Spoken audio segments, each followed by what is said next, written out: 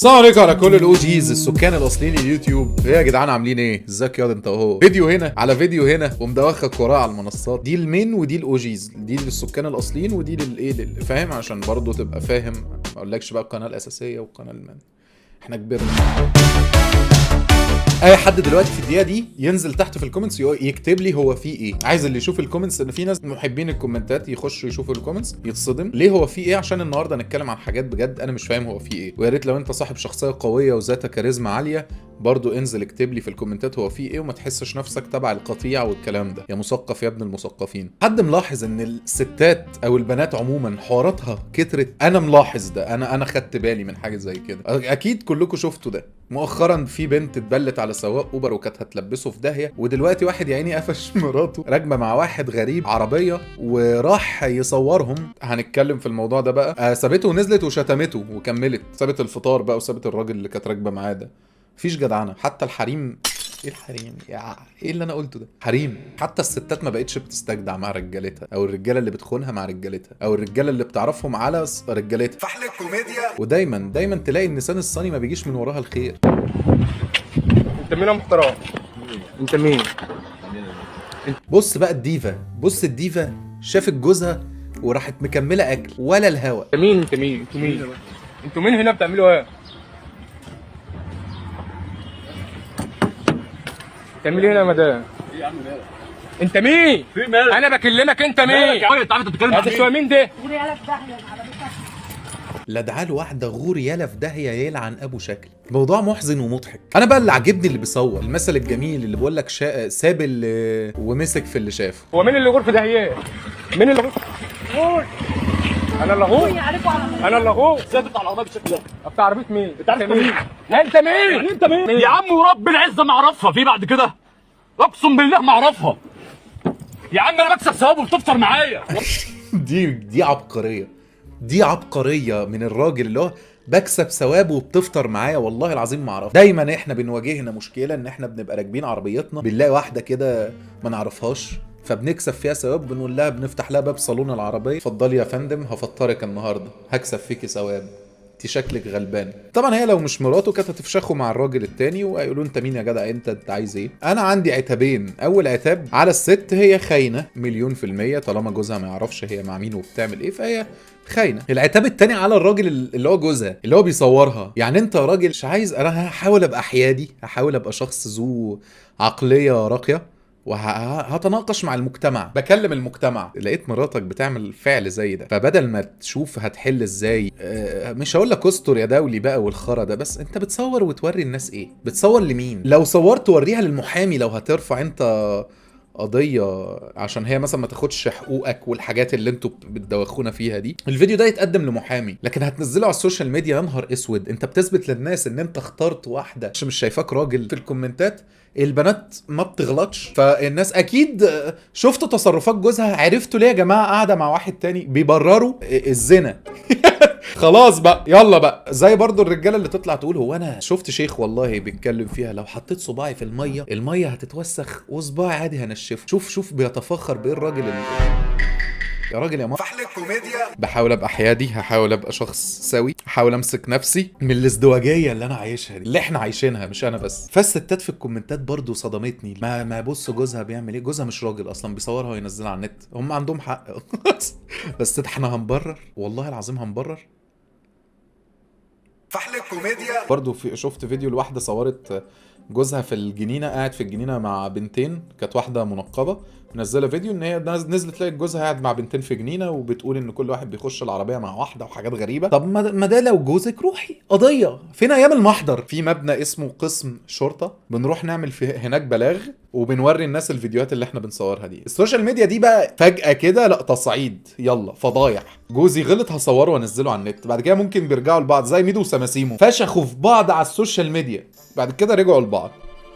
طبعا عيالهم بقى لما يخلفوا ويكبروا وبتاع هيفتحوا السوشيال ميديا تلاقي امهم مفشخه لابوهم والعكس صحيح. او مثلا يروح المدرسه، هو انت ابن ميدو وسماسيمو تعرف ان ابوك وامك زمان عملوا بيف، كان ما بينهم بيف طار على التيك توك؟ فالواد يا نهار اسود ايه ياما اللي انتوا عملتوه ده مش عارف، اصل ابوك كان خاين ويا لهوي، ويعرف بقى بلاوي. ده حوار فاجر. الحاجات دي بتحصل من زمان، بس السوشيال ميديا مؤخرا لما الحاجات دي ابتدت تنزل عليها فبقت كتير، فبقينا نشوف بلاوي. البلاوي دي موجوده من زمان بس بقت زياده عشان بقت تتصور وتنزل. واحد بيخاف من الكلاب فبيهشه، فتروح واحده مصوراه يا جماعه ده بيضربهم.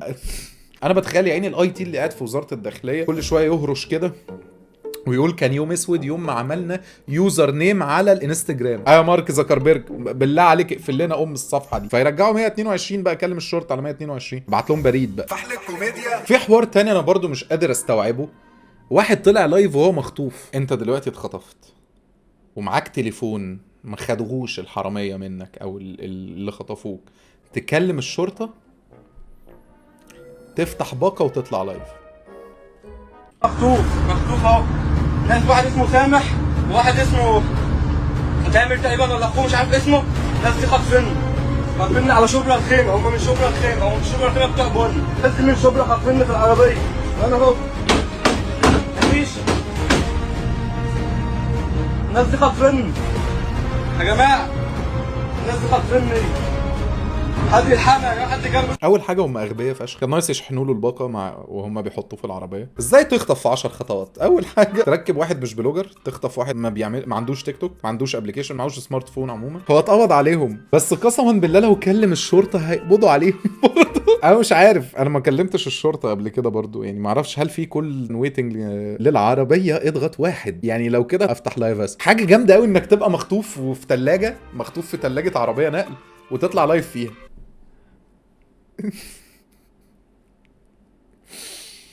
يا رب. فحل الكوميديا. الفيديو ده منتشر لراجل جه هنا من على باب العربيه، شاف مراته قاعده هنا جنب واحد بتفطر الصبح بدري بتفطر، فالراجل قال له ايه مين ده؟ ويسالها مين ده؟ فالوليه ما شاء الله قادره، خلصت فطار وراحت فاتحه العربيه ونازله، فراح وراها جوزها قالت له غور فغار.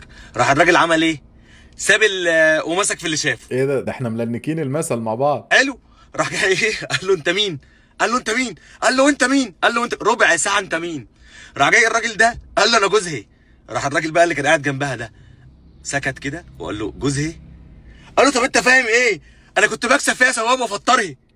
راح الراجل قال له كنت بكسب فيها ثواب وافطرها. مالك فاهم غلط انت، خلي بالك. لا يا مصر بتعمليها ازاي؟ لا والله العظيم ده احنا ما بنعرفش ننكر حتى ان الفيديوهات دي مش عندنا. قال له انا جوزها، يعني السعوديه ما بتتكلمش للاسف كده. عارف لو مصري كنا نقول سعودي بيتكلم مصري او كويتي، اي هنلفها لاي ده بلد، بس انتوا بتتكلموا فلاحي، هنعمل ايه بقى؟ انا جوزها خلاص. مصر. فحل الكوميديا. شقه، شبكه، فستان، خطوبه، خروجات، ميك اب، جرام الذهب ب 7000 لتر البنزين ب 24 جنيه، الدولار ب 50 جنيه. خلاص ازني بقى. يعني ازني ولا اعمل يعني؟ والله حتى دي محتاجه فلوس. يعني على الاقل فيها غدا. حتى في واحد عمل دراسه جدوى في الموضوع ده، بيقول له برضه صعب، هتبقى محتاج مكنه ومش هتلاقي، برضه هتبقى في حته هتفتكر محدش شايفك، تاني يوم هتلاقي نفسك ترند ومحبوب. فحل الكوميديا.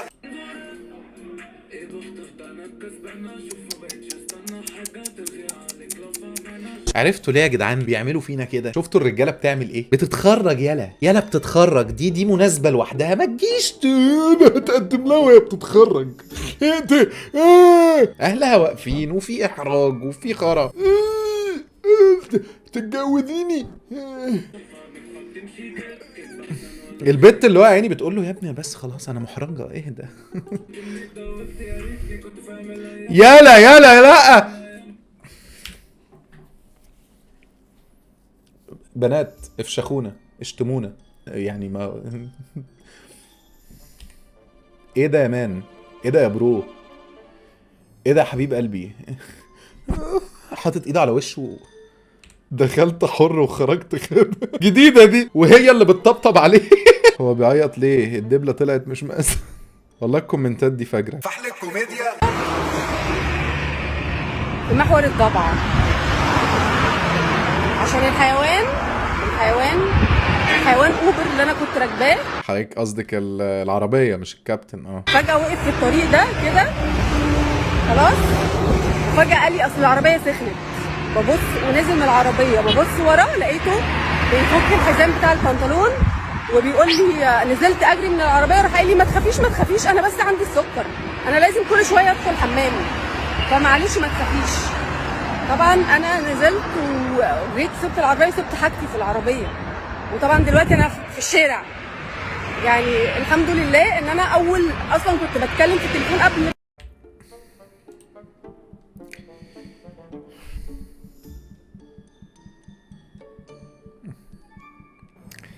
يعني حتى المواضيع دي بقينا نتكلم فيها عشان الترند. اكيد صادفتي في يوم لقيتي وانتي على طريق سريع حد واقف بيعمل حاجه، ده هو مش بيحب ان هو يبين حاجه للناس، هو فعليا ممكن يكون مضطر، رجع لانسان الكهف زمان، حاسس ان هو ما انا دخلت كذا استراحه كده من اللي هي البنزينات اللي بتبقى على الطريق السريع، يقول لي والله الحمام صيانه يا فندم، ويبص لي كده اللي هو الحمام صيانه يا فندم، او اللي هو طب اقول له هشتري حاجه، يعني انا عارف ان هو بيتمنغل عليا، يقول لي لا والله لا صيانه يا فندم. طب انت بتعملها فين؟ صيانه يا فندم. فخلاص بيبقى قدامنا حلين، يا نمسكها لو قدرنا، يا اما لو عندنا فعلا سكر هنعمل ده في الشارع. المضطر بيركب الصعب او اوبر، لكن انت هتقولي الحيوان. انا قلت يعني طلق طب بيفك البنطلون ده يعني لكن هو بيفهمك هو بس عنده ظروف، فتقولي الحيوان. ولو كان راكب العربيه وعملها على نفسه كانت هتصوره الحيوان ده بيعمل ايه؟ انا راكبه معاه لقيته بيعمل حاجات غريبه، طب اعمل ايه؟ انا متكتف. فحل الكوميديا. بصوا يا جدعان، انتوا مش جاهزين للفيديو ده اعظم فيديو على الانترنت حاليا. والله ما تجيش براحتك، هو انت هتذليني يجيلك المزاج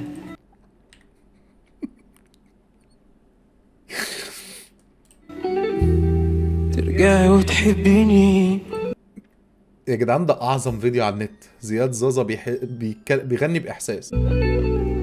يا روحي لا لا لا لا لا لا لا لا لا لا لا لا لا مش هنسى بس الأذى.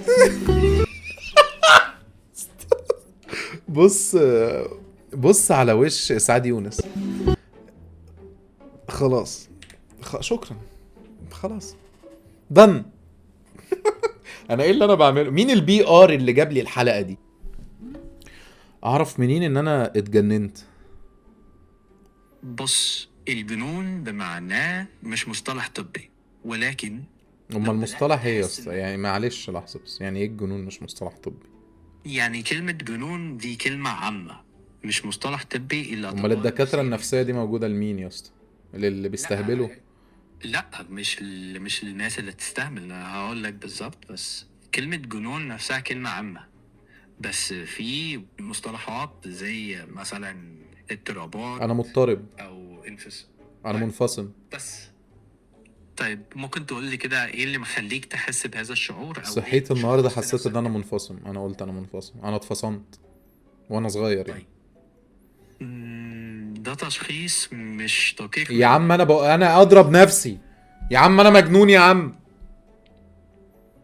طيب اديني لحظة بس افكر معاك. بص، اللي انت قلته ده مش معناه خالص ان انت منفصل ولا انك مجنون. كلمة جنون دي مش تشخيص طبي زي ما قلت لك، بس لما قلت انك مثلا انا ممكن اضرب نفسي، انا محتاج اسألك سؤال مهم. انا ما قلتش كده. هل انت انا ما قلتش كده، انت هتقولني كلام ما قلتوش. هو انا اتجننت بجد ولا ايه؟ لا اله الا الله. الو. انا اسف حاضر، انا اسف. ممكن تقولي تاني؟ انا سمعت غلط. يعني انا اتجننت؟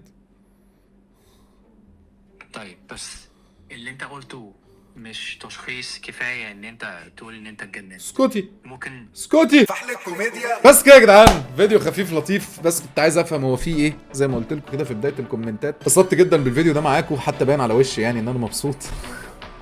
اشوفكم الفيديو الجاي على القناه دي ولا دي معرفش بقى، اصل انا بقى ايه، خلاص بقينا. يا حبيبي اتفضل. يا نهار ابيض، اتفضل يا حبيبي. خلاص يا ابني بقى، ما تمشي بقى. خوارزميات يوتيوب بتقول لك ان الفيديو ده هيعجبك.